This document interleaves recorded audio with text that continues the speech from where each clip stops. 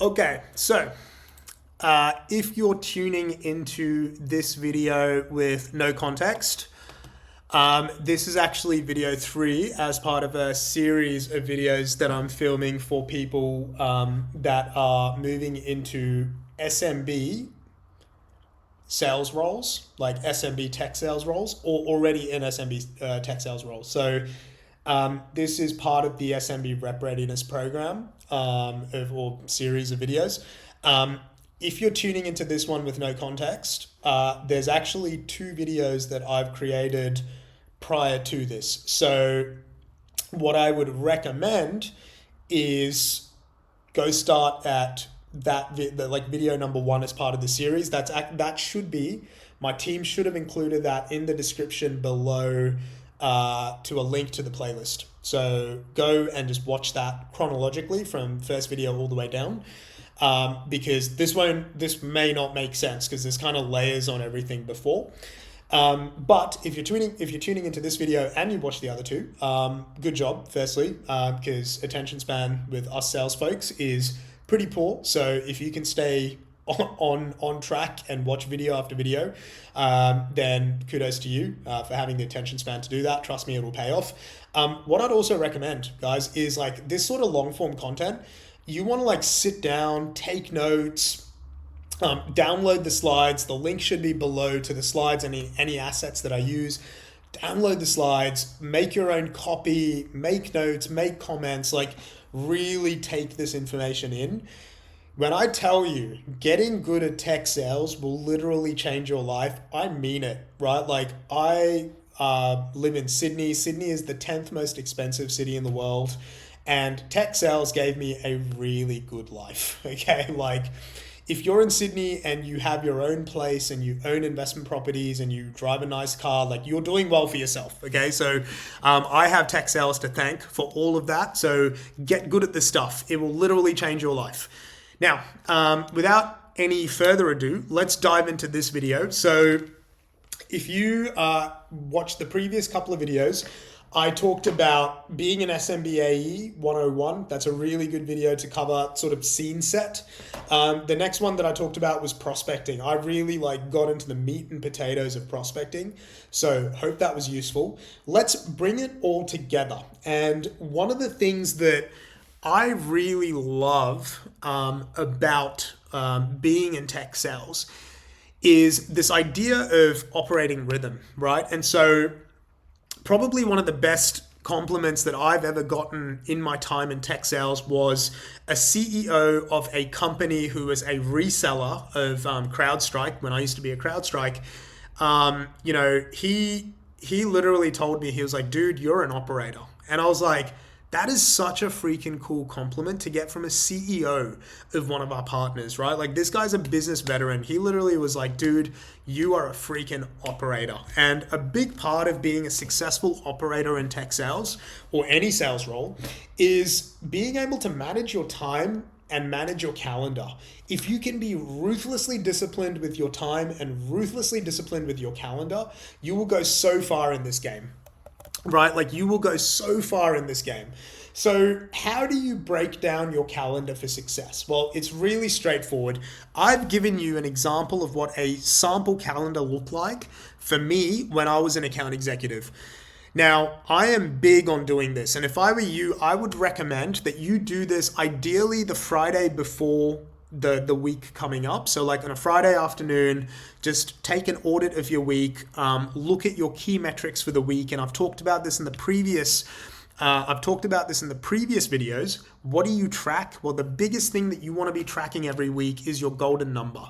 And if we all remember correctly, our golden number is how many meetings we need to book that week to be successful. So for any of you that haven't done it already, I have a tool over here which you can download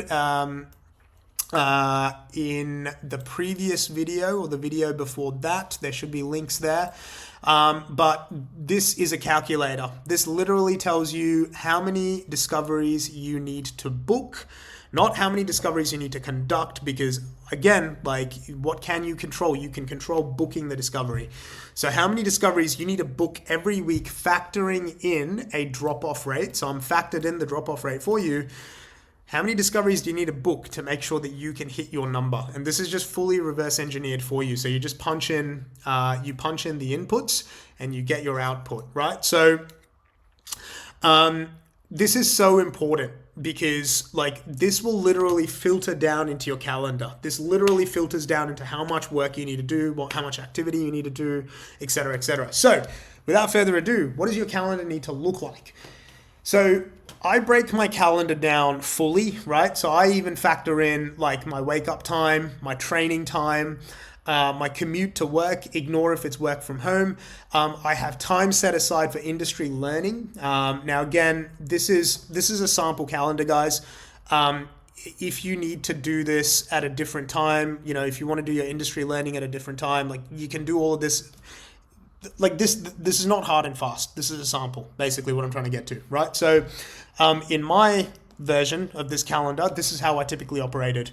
I would do my industry learning on a Monday morning. And the reason for that is because typically Monday mornings are a bit of a bad time to call people, right? People are like busy trying to get into work, executives are just shaking off the rust.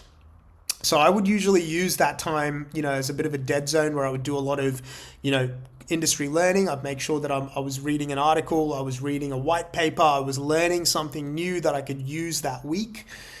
Then there would usually be some sort of Monday morning kickoff call, usually, right? That call, if it wasn't with my team, I would then do it with me and my SDR. So I'd have a kickoff call in the morning with my SDR. Again, if this was when I was in enterprise sales, so I had an SDR, I had a channel manager, like I had a lot of resources. But when I was in, an SMB account executive, I would probably either have a quick kickoff call with my manager. I usually like to have a quick sync, right? I just say, hey, just heads up, here's a quick 15 minutes, let's catch up, let me set the tempo for the week, any help that I need from you. Then I would use that morning time to progress key deals, right? So again, this is a good time to use to progress any key deals forward. What I would typically be doing here is if I had any follow-up items on key deals, I would, send that out. If I needed to make any calls to people that I was already speaking to in existing sales cycles with, I would use that time to do that. If I was inviting someone in an existing sales cycle to an event to keep them engaged, I would do that.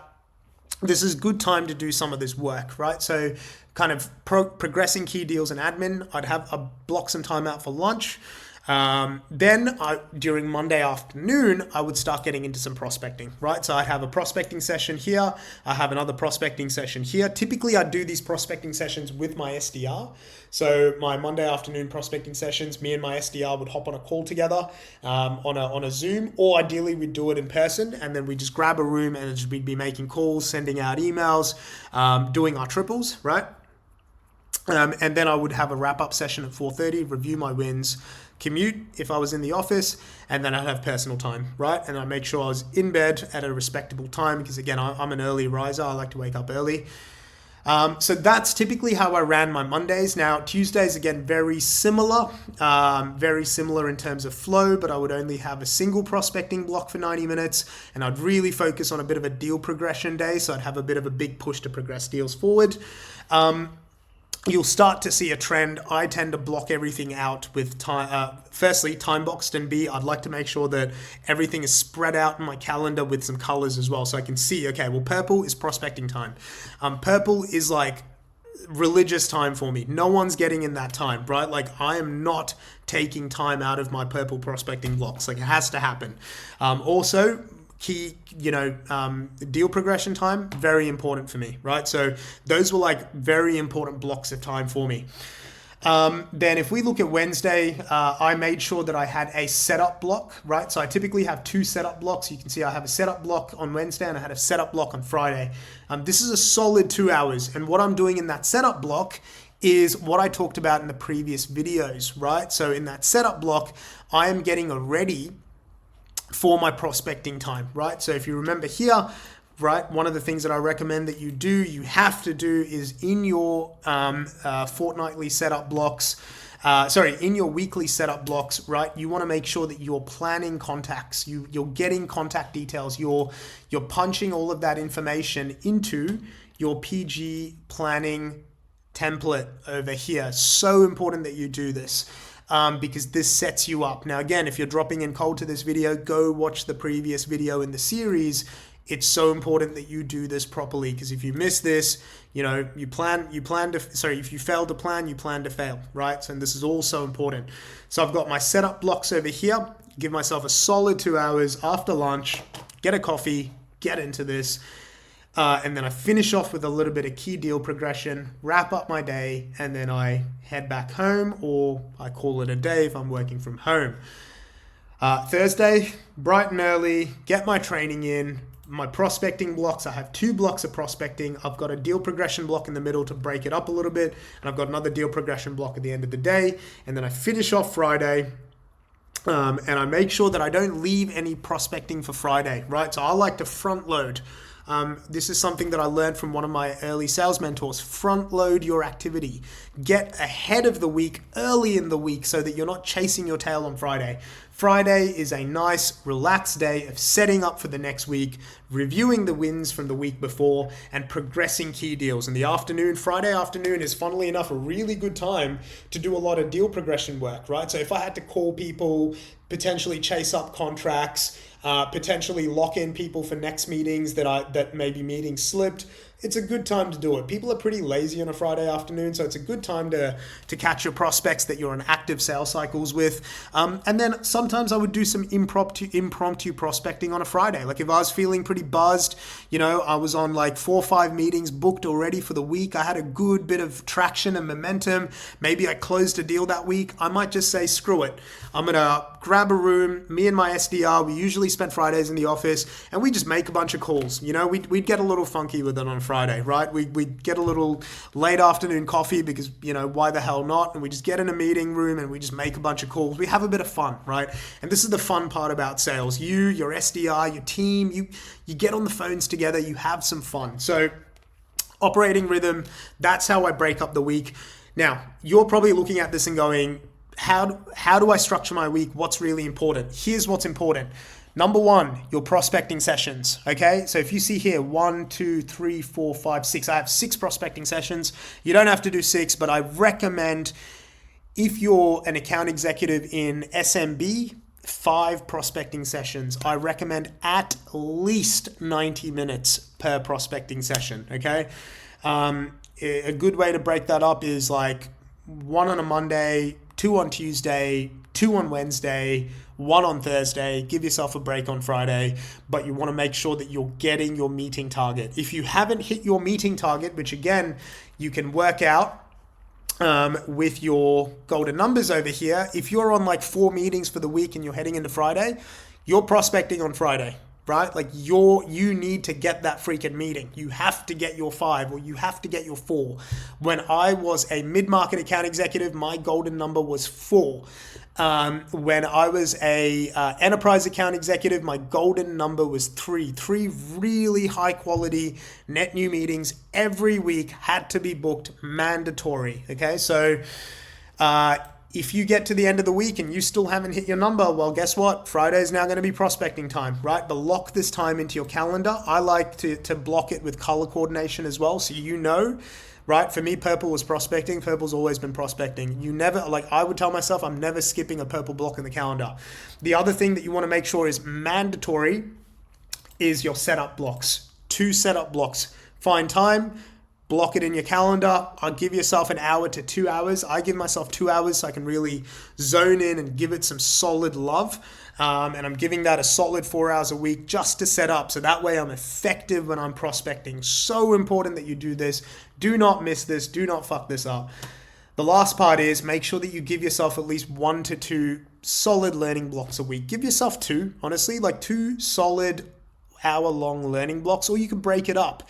If an hour is too long, that's fine. Give yourself 30 minutes. Do 2 blocks a week, right? It's so important that you do that. One of those blocks, you want to make sure that you're doing a customer case study. You're studying a customer case study and you're following that format that I shared with you: problem, solution, outcome, optional, differentiator, right? You want to be able to read a customer case study, understand it, and then articulate those 4 areas and then practice it out loud. So important that you do that. Very important that you have those stories up your sleeve. But guys, this is how you want to be running your week. Now, this is not the hard and fast, because what I haven't factored in is I'm probably going to have a bunch of customer calls. I'm probably going to have prep blocks. I'm going to have, like, stuff is going to get into this calendar. So if you can focus on those mandatories, have your mandatory prospecting sessions, your mandatory setup blocks, everything else falls outside of that, okay? And what I will also share is get rid of as many unnecessary meetings as you can get rid of, right? Like, guys, you don't need to have bullshit internal meetings. You don't need to have bullshit internal catch-ups. Like, the only things you need to be focused on is meetings that will help you find, progress, and close deals. Okay, so what that looks like is prospecting to find, setup to find. Progression-wise, you're doing your discoveries, you're doing your solutions, you're doing your demos, you're doing your negotiations, you're doing your go, no-go meetings, you're doing your value calls. Like, that's anything that fits into that bucket. And also your prep calls. Prep is so important, right? You want to make sure you're blocking out time in your calendar to prep. And then closing is anything to do with your proof of concepts, your final negotiations, your final kind of on the phone, hey, where's this deal at? Can we get the paperwork in, right? Like, that's really all you want to be focusing your time on, right? You do not want to be spending time on bullshit internal meetings that you don't need to be on, right? And find out from your manager, ask your manager, hey, what meetings do I not need to be on, right? Because I want to spend as much time as possible with the market, right? And they'll tell you what you can be on, what you shouldn't be on, et cetera, and then just be ruthless with your time. Be super, super, super ruthless with your time. It is the difference between being successful and failing in sales. We all have the same work week. We all have the same time. It comes down to who is ruthless with their time and uses their time to get ahead. Hope that was useful, right? I will see you on the next video in the series. We are going to be getting into the sales process and what an SMB sales process looks like, and then really getting into the mechanics of that sales process. See you on that call, or see you on that video. I don't know why I keep saying see you on the call. Anyways, see you on that video.